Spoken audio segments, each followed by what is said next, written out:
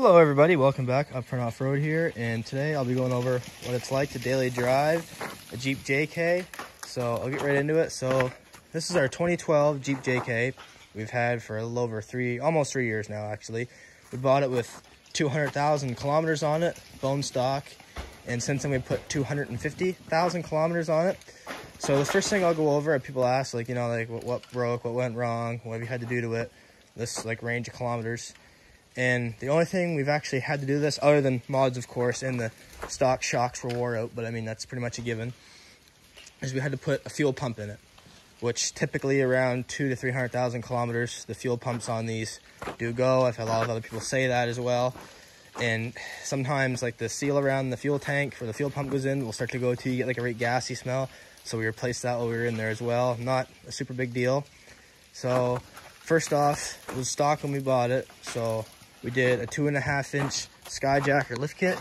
It's kind of hard to see, and it's also a dual rate lift kit. So as you can see, the springs are tighter at the bottom and they get closer together at the top. So when it's parked or going slow, it sits on them. But when you start to go fast and go bumps, it gets up on that and it's supposed to ride a lot smoother.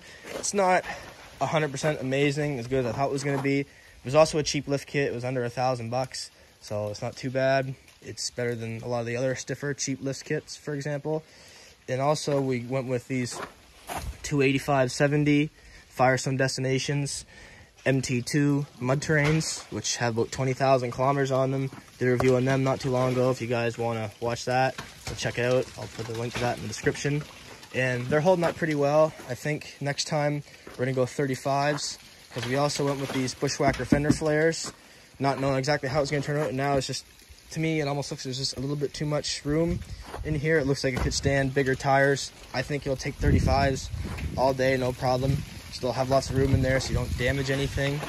As well, we've got a 10,000 pound Warren EVO for the plasma line, which we've only used, I think, once to winch somebody else out. We weren't even stuck. And if you guys like to see a review on that winch, let me know in the comments down below. So also, we have this after factory, I shouldn't call it after factory, well it is, but bumper. We actually make these out of a flat sheet of steel. We cut them, bend them, and weld them all in the shape and fit it to the Jeep, as well as a custom-made winch plate, which I really, really like these bumpers. You know, it's a lot better than going and paying $2,000 or $3,000 for an after factory bumper. So then we got these headlights. I did a review on the headlights before. I think they're not really worth the price. These were well over $200, and they're not really much better than the ones you can get for $100, other than the fact that they look cooler. I would actually probably suggest you spend the money and get, like, you know, a really expensive set, like $500-600. Like I have a nice set on my JL.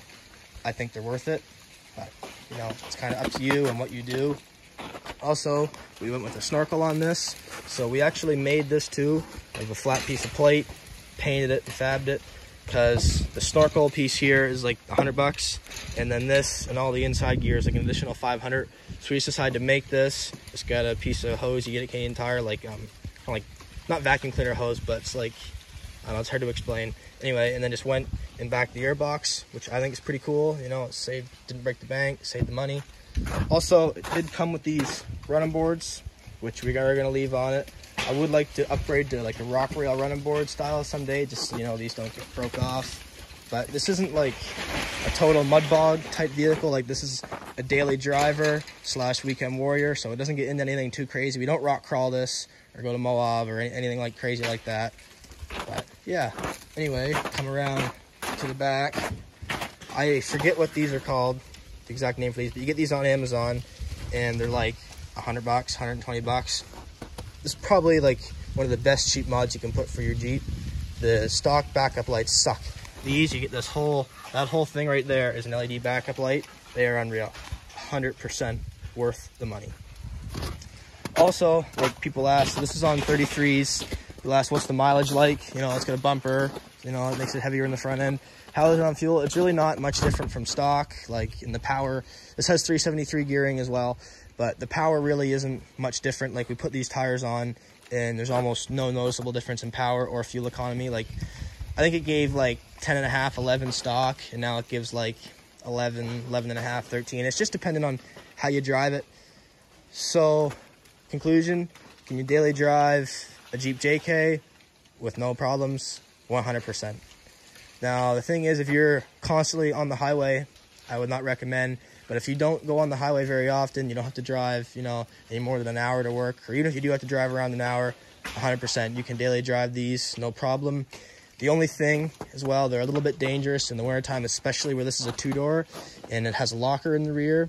So it's really, really bad on slippery snow or ice. Deep snow, it's fine. You can wade all kinds of snow, but like, you know, you start to slide in a truck or something like that, you have time to kind of catch it and bring yourself back. It's not like that in these. You just instantly grabs you and throws you off the road. You really got to go slow when it's slippery, and you kind of got to know how to drive it.